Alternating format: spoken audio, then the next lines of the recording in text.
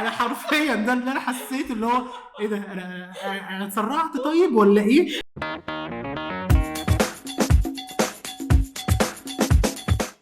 ده بودكاست جاي لك في حوار. النهارده معانا اول حلقه نهله النمر. انا معاكم رضا علي. نهله النمر، عرفينا بنفسك. أنا نهلة النمر، بشتغل في جمعية وطنية.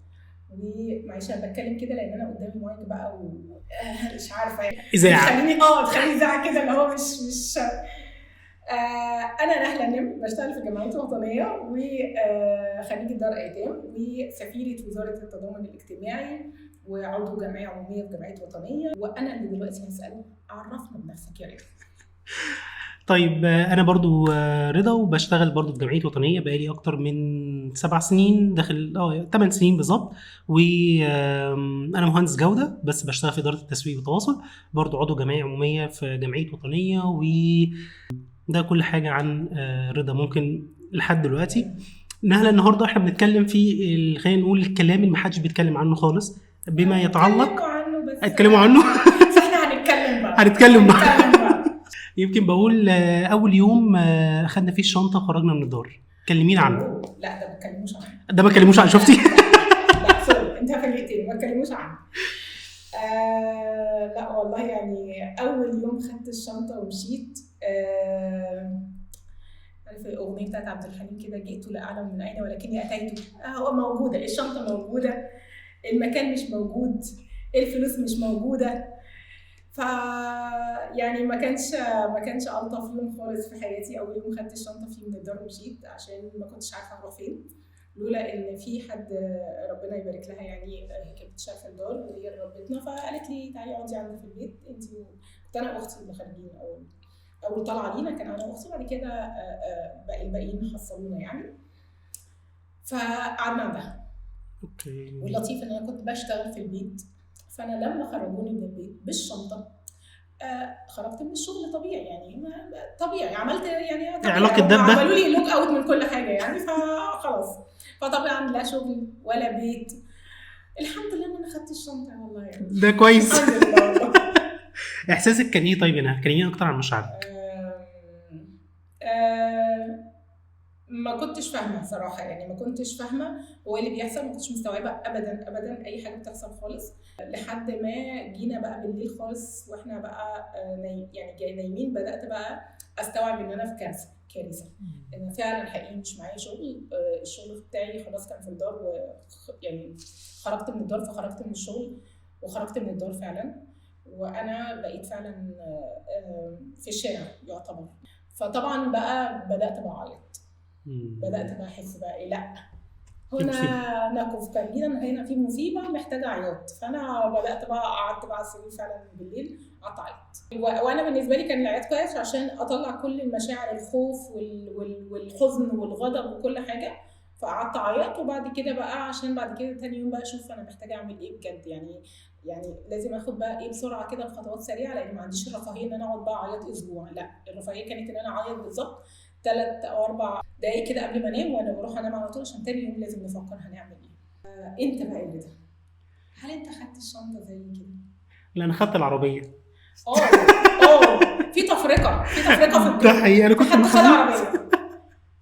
انا كنت محظوظ شويه. هقول لك يا ستي ايه اللي حصل. انا كنت محظوظ شويه ان انا هم قالوا لي قبلها بشهرين اعتقد يلا رضا انت كمان خارج. بس انا كنت محظوظ شويه ان انا اخواتي كانوا خرجوا، كان عندي جيل واثنين وثلاثه كانوا اكبر مني وخرجوا، فكنت بدات اتعلم شويه زي ما بنقول كده انت رايح لايه. بعد طبعا ما كنت بقى قاعد في البيت وبس. بتفرق قوي صراحه، حقيقي بتفرق طبعا. ولو ان بتفرق في مساحه بقول ايه، لو انت كنت متاهل بس انت برضه ما كنتش متاهل، فانت بس اتليست كنت عارف انت خارج فيه ايه. فبصراحه كنت انا منظم جدا، وكتبت ورقه كده عندي ايه الحاجات اللي انا هاخدها معايا. خدت انا فاكر السرير، الدولاب، مش عارف مكوى، وكان مروحه ومرتبه، والشنطه طبعا بتاعتي. والله انت لطيف يا رضا. انا فالحمد لله عشان خدت مرايه، فانت خدت الدار كلها دي لا دي اللي هو بنقول عليه ايه، اذن استلام حاجه يعني عشان تساعدني في المعيشه بتاعتي.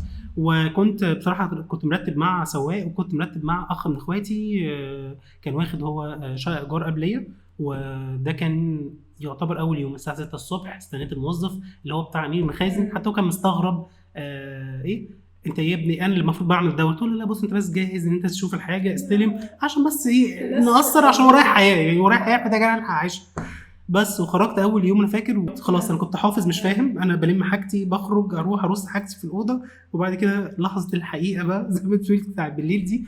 انا فاكر برضو كانت لحظه الحقيقه ان انا اقعد ياه هو خلاص كده انا خرجت. انا حرفيا شنطتي على كتفي وخلاص حطيت حاجتي في الدولاب وقعدت في الاوضه دي خلاص كده. فكان الموضوع رهبه ما كنتش فاهمها، بس لما قعدت بقى وهديت كده شويه بدات اكتشف انه لا في حاجات انا كتير مش عارفها. بدات اخاف، كنت بس مخطط لحد اللحظه دي، عارفه انت اللي هو ايه مش عارف في مثل كده بيتقال او لحد كده زي الفل. انا كنت حافظ، انا كنت تمام. حتى التعبير مش معاك يعني بعد كده لا. انا كنت لحد الامتحان تمام بذاكر، بس لحظه الامتحان بقى في امتحان انا يعني ما كنتش عارف. انا اكتشفت انه في حاجات كتير ما اعرفش عنها اي حاجه. فكان ده بدات اخاف، بدات احس انه لحظه بقى ودوني الورشه استيعاب الحقيقه ان انا ودوني الورشه، رجعوني الخالي، ودوني الورشه رجعوا يا عوض. انا حرفيا ده اللي انا حسيت، اللي هو ايه ده انا اتسرعت طيب ولا ايه؟ بس انا كنت محطوط حقيقي في خانه اليك انه خلاص انت ما قدامكش حل تاني، لان انا كمان كنت داخل الجامعه ساعتها وكان لازم ان ابتدي انزل اشتغل. يمكن بقى ساعتها بدات بقى استوعب انه اوكي هو في ايه بقى. فبدات اهدى كده شويه واحس انه في بكره حاجه محتاج اركز، عشان مش خلاص مش هنفضل زي ما انت مش هنفضل قاعدين على السرير. والله انا كان نفسي برضه واكتئب وما ردش على تليفونات وكده، بس كان لازم ارد على تليفونات عشان الناس تجيب لي شغل عشان اكل العيش وكده يعني. بس ده اللي حصل معايا. يمكن بنتكلم على الفرق بين الولد والبنت يا نهله. قولوا لنا ايه ممكن تفاصيل اللي حسيتي انه كبنت لا كنت محتاجه ابقى بخلي بالي منها وانا خارجه. بص يعني هو انا ما كانش عندي رفاهيه اخلي بالي من ايه وانا خارجه. صح. هو انا خارجه، وبعد ما اخرج خلاص بقى وتبقي في الشارع ابقي خلي بالك يعني. طيب هو ماشي يعني ماشي خلينا نقول طيب ده السيناريو اللي مش عادي. بعد ما العربيه صدمتني المفروض ان هو ايه خلي بالك بقى عشان احتمال العربيه تصدمك زي انا صدمتني يعني. نهله ده اللي مش عادي. طب خلينا نقول العادي اللي مثلا خلاص انت قررتي مثلا تخرجي من البيت. الصح ان لو انا خارجه كبنت من الدار لازم اول حاجه يعني احنا لازم نراعي المجتمع اللي احنا عايشين فيه. يعني احنا عايشين في مجتمع شرقي واحنا مصريين، واحنا مش من عاداتنا الفظيعه قوي، وخاصه لما انا خرجت ان في بنات تعيش لوحدها. احنا في الدار ما بنبقاش قوي منفتحين لحاجه زي دي. احنا بنات وعايشين الدار كانها شركه، يعني في ناس داخلين وخارجين فيها وكده. فبالنسبه لنا عادي جدا ان احنا بنات في الدار وكل حاجه وفي اماكننا، بس في رجاله موظفين في ناس، فبالنسبه لنا الموضوع مش قوي. لكن لما بنخرج لا محتاجين نراعي ان احنا في مجتمع مصري مفيش، ولازم نراعي كمان ان حضرتك هتشيلي شيلتك. يعني لو عملتي اي هفوه او طلع منك اي حاجه انت اللي هتتصدري للناس مش الدار. احنا دايما كنا بنعمل جلاوي بعد كده نجري بسرعه للدار ونقول لهم اقفلوا الباب عشان الناس جايه تتخانق معانا عشان عملنا المشكله الفلانيه، لكن ده مش هيحصل. فلو احنا بنراعي ان احنا خارجين على مجتمع مصري وافكاره وعاداته دي محتاجين ان احنا ناخدها في الاعتبار. ليه محتاجين ناخدها في الاعتبار؟ اول حاجه عشان انقي المنطقه اللي انا هقعد فيها كويس قوي، فمنطقه تكون هي شويه واخده على ان عادي جدا ان في بنات يسكنوا فيها. يعني مثلا انا اول مره لما طلعت كنت في الشيخ زايد وكان في طلبه بيجوا من بره مغتربين فعايشين، فده كان بالنسبه لهم عادي جدا ان في بنتين يعيشوا. ودلوقتي حتى دلوقتي في المكان اللي انا برضو عايشه فيه نفس الموضوع دوت، وخاصه ان دلوقتي خلاص الوضع اتغير عن ما كنت خارجه من زمان. دي حاجه. الحاجه الثانيه ان احنا نراعي ان المجتمع ليه، عشان القيل والقال للاسف لحد دلوقتي بيتقال، فنبقى عارفين كويس قوي محصنين نفسنا بحيل دفاعيه احنا بنعملها مع نفسنا واحنا خارجين. يعني انا بالنسبه لي مش هروح لحد دلوقتي لحد ما وقت قريب مش انا اللي اجرت الشقه بنفسي، انا جبت حد كبير هو اللي بيأجر الشقه بنفسي. نراعي ان احنا برضو خارجين لمجتمع ليه، عشان المجتمع دايما بيبص اوكي انت شخص مغترب وجاي من البلد بتاعتك او المحافظه بتاعتك او اي حاجه، بس فين كبيرك في الموضوع؟ وللاسف الشديد ما بيبقاش فيه كبير، فكان لازم نشتري كبير، واللي ملوش كبير لازم يشتري كبير، ومعروفه فانا مش هخترع امثال، فانا كان لازم ادور على حد كبير. ودي بتبقى من علامات الاستفهام اللي انا لاحظتها، ان الناس فعلا ماشي انتوا بنتين ومغتربين، وخاصه كمان ان احنا لما بنخرج من الدور لو مجموعه بنات او مجموعه شباب وقلنا ان احنا اخوات، الناس برضو بيحصل لها كده ايه اللي هو ايرور، اخوات ازاي؟ يعني انا بناديك رضا علي وانت تناديني نهله النمر، في الاخر احنا اخوات ولا ما بنستعبطش يعني. طلعوا لي البطايق. فالناس بتستغرب ان احنا دايما بنقول لبعض ان احنا اخوات، احنا ولا شكل بعض ولا لون بعض ولا الاسامي نفسها بتاعت بعض. فاحنا لازم نقدر عدم وعي الناس بحاجه زي دي. فما ينفعش اقول ماليش دعوه، هم لازم يعرفوا، فما فيش حاجه اسمها كده. انا يمكن كنت محظوظ وانا خارج، كنت بشوف فعلا مين من الشباب اللي انا هقدر اخرج معاهم، لان هم كانوا خرجوا قبلي كذا مجموعه زي ما قلت لك، وكل مجموعه كانت مختاره بعض على الاقل يبقى في توافق ما بينهم، او على الاقل الفئه العمريه، فمثلا كانوا بيدرسوا مع بعض او كده. وخرجت على مجموعه يمكن كانوا شخصين بس، واتفقت معاهم وان انا اخرج عليهم على طول. يعني انا عاوزه اقول لك ده مهمه جدا. يعني انا واخواتي، وخاصه بقى لما خرجنا اخر مره، كنا مش اخر مره يعني، لما خلاص كعددنا كبر كنا 9. يعني قد نظن ان احنا كاخوات عشنا حياه مع بعض كامله، فاحنا نعرف بعض، بس جس وات تعرف فلان اعرفه، عشرته عشرته، بس برضه ما تعرفوش عادي. يعني مع احترامي المسافه. احنا لا، اكتشفت فعلا والله حاجه مهمه قوي، ان احنا كاخوات في الدار، وخاصه ان احنا الدار بتاعتنا عددها كبير قوي، فاحنا اخوات عادي يعني. احنا مع بعض من واحنا لسه صغيرين، عندنا سنه او سنتين وعايشين مع بعض، بس احنا كتير جدا، احنا 150. المشاكل بتاعتنا بتبقى المشاكل العاديه، لكن احنا ما عشناش مع بعض كاخوات 2 أو 3، لان دي بتفرق جدا ان احنا نعرف اكتر طباع بعض. انا اكتشفت ان انا واخواتي ما نعرفش طباع بعض خالص. اكتشفت ان احنا عرفنا طباع بعض لما بدانا عددنا يقل في الشقه الواحده ونبدا ناخد على بعض. حصلت ما بيننا مشاكل كتير. طب تنصحيهم بايه؟ طيب يعني فده مهمه جدا ايه النصيحه اللي ممكن تقدمها؟ ان لان احنا نعرف بعض واحنا اخوات وكل حاجه، بس مش كلنا ينفع نعيش مع بعض. اكتشفت ان احنا محتاجين ناس تكون احنا فعلا حقيقي عارفين بينا لغه حوار، مش لازم نبقى سمنه على عسل واخوات وحب وقلوب، لكن على الاقل في بينا تفاهم، وفي بينا احترام للقواعد اللي احنا بنحطها عشان فعلا نعيش صح. هي مش بان انا فلانه دي صاحبتي قوي واكتر حد احنا ملازقين مع بعض في الدار فاحنا نطلع مع بعض، لا، بنخسر بعض. فدي من الحاجات المهمه، حد يكون انا عارفه اتكلم معاه، والاهتمامات بتاعتنا مش قصدي الاهتمامات بتاعتنا بس، الدنيا بتاعتنا واحده، فبنقدر نتقابل في كام نقطه. هي بتشتغل انا بشتغل، هي بتدرس انا بدرس، هي تقدر تساعد في البيت وانا اقدر اساعد في البيت، نقدر نتحاور مع بعض، لان لغه الحوار مهمه جدا جدا بينا في البيت، بدل ما تحصل كل شويه مشاكل. انا فعلا كنت هخسر اخواتي لما احنا كنا 10، فتقريبا احنا كان بينا مشاكل للسماء، ودخلنا ناس فيها وفضلنا فتره كبيره قوي متخاصمين، عشان حقيقي اكتشفنا ان احنا ما بنعرفش نطبع بعض. طب اقول لك على حاجه، قولي لنا طيب يا نهله، انت بالنسبه لك ايه ممكن النصايح اللي تديها للبنات وهم خلاص خارجين من الدار؟ ماشي. النصيحه الاولانيه، الخروج من الدار مش سهل، العيشه لوحدي مش سهله. فلو انت عاوزه تعيشي في الدار، فانت فعلا حقيقي محتاجه تبقي اول حاجه انت عارفه كويس قوي يعني ايه.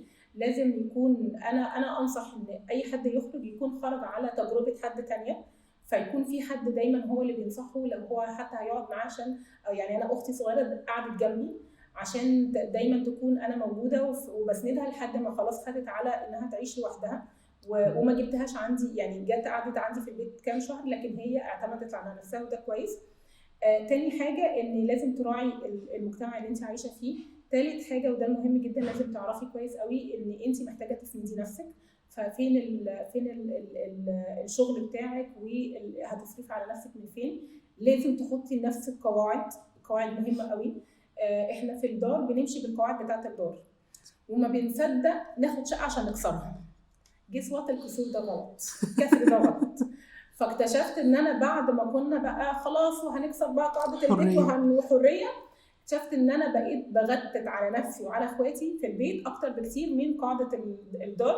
وبقيت بقى انت فين وخلصتي وعملتي مش عارفه كذا ولازم ترجعي البيت. ليه؟ لان احنا بقينا احنا المسؤولين واحنا اللي شايلين المسؤوليه، مفيش حد هيجي هو اللي يشيل اي مشكله بدلنا. فدي كانت مهمه جدا. فانت محتاجه تحطي لنفسك القواعد وامتى ده هيحصل وده مش هيحصل. طبعا محتاجه انك تعملي لنفسك ميزانيه، ودي انا فاشله فيها للاسف. فانا ما تاخدوش من النصيحه دي، ممكن تاخدوها من رضا. انت لا برضه لا معلش. ممكن هنجيب حد تاني ناخد منه. احنا كلنا نتكلمنا في الميزانيه الوعي المالي عندي زيرو، يعني ماينس زيرو. لو في حاجه اقل من الزيرو ماينس 1 2. فالمهم حلو قوي ان انت احنا كلنا عاوزين نخرج ونعيش في اماكن كويسه وكل حاجه، بس البادجت يا جماعه، الميزانيه يا حبايبي. ما اروحش اعيش في حته ب 6000 جنيه وانا بقبض 2000 جنيه واقول هعيش على التبرعات والمعونات العالميه والدوليه. لا خالص. وايه تاني؟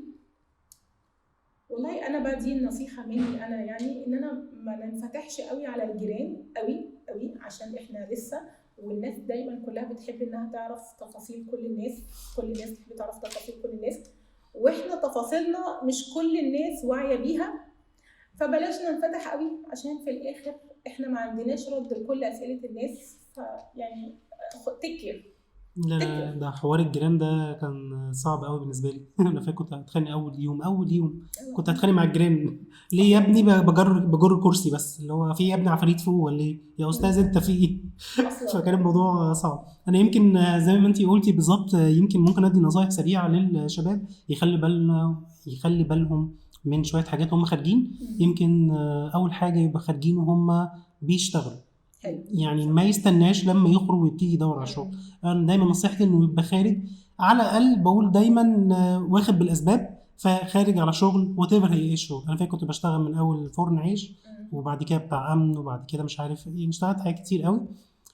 فاي شغلانه بسيطه حتى وانت لسه بتدرس، لان اغلبيه الشباب بيخرجوا انا عارف سواء هيكمل جامعه او بعد ثانوي على حسب كل سيستم بتاع الدار.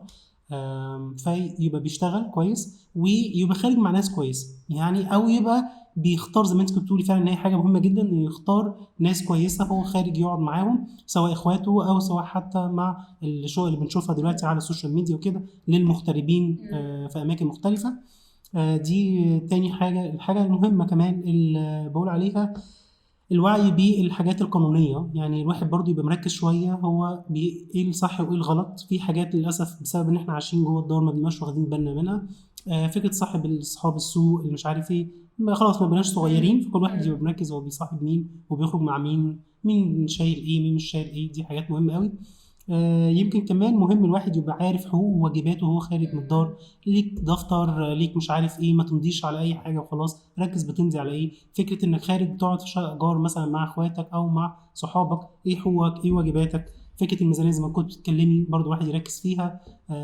يمكن الواحد برضو بحس انه محتاج يركز قوي ايه الخطوة التانية، يبقى كاتب نفسه او بقول عليها عامل نفسه زي بلان كده بسيطة او خطة بسيطة يبتدي يركز يمشي فيها خطوات من غير ما يبقاش بقول عليها ضاغط على نفسه، بس برضو يبقى مركز هو بيعمل ايه في الحياة، مش ماشي كده في سبهللة. ويمكن اخر حاجة اختم بيها انه اتقي ربنا. زي ما بتقولي كده قواعد عندك. انا بقول الناس تتقي ربنا. تتقي ربنا شوية في نفسها، لانه بره انت كنت في الدار او البيت كنت في حد بيقول لك الصح فين الغلط فين، بيقول لك خلي بالك ما تعملش كذا اعمل كذا مش عارف ايه. دلوقتي انت بقيت انت ونفسك والنفس اماره بالسوء يا حبايبي. بصوا يا جماعه من الاخر، يعني احنا في الدار احنا كنا في ناس بتحاسب لنا على الفواتير بتاعتنا، لما نطلع بره الدار احنا اللي هنحاسب على الفاتوره. فارجوكوا بقى ما نشيلش الفاتوره فوق طاقتها عشان احنا نقدر نحاسب. مشاكل ومش عارفه وازمات وحاجات احنا اللي هنحاسب عليها مش حد تاني. فنتقي ربنا شويه في نفسنا. يعني انا بقول لنفسي على فكره والله، عشان انا لحد دلوقتي برضو انا اللي بحاسب يعني. كله بيحاسب. والله يعني بس يعني يمكن دي اهم نصايح اللي اقدر اقولها للشباب عندنا. استقرينا. لا انت كنت تظني احنا استقرينا. لا دي كانت اول خطوه. يا نهار، انا كنت فاكره برضو كده. انا كنت فاكر ان احنا خلاص كده استقرينا وده اول. والحياه زهزهت وبقى عندي شقه لا. وحمام لوحدي ومطبخ لوحدي. لا عينك بتشوف الا النور بعد كده، في حاجات كتير في الاخر يا جماعه. يعني اول بس ما استقرينا واتقفل علينا وفرحنا بالشقه والثلاجه والبتاع، لقينا بنقول جمله واحده بس: يا عوض يا خالي ودوني ورشه. ارجع الدار. لا ارجع الدار تاني. ياخدوا الشنطه مش مشكله. لا حوارات كتير قوي بتحصل. يمكن الحلقه الجايه نتكلم فيها اكتر. الحلقه الجايه يعني انا شايف حاجات كتير قوي هتبتدي. ده في حوارات هتخلينا ناخد قرارات. ده حقيقي مصريه فعلا. فبما ان احنا جايلك في حواراتنا كتير يا جماعه، وهنتكلم في حوار جامد قوي الحلقه الجايه عشان تعرفوا احنا اساسا دلوقتي بقى فين، جوه الشارع ولا في جوه الدار ولا في شققنا ولا يعني. استنونا الحلقه الجايه مع نهله النمر ورضا علي في بودكاست جاي لك في حوار. شكرا لكم.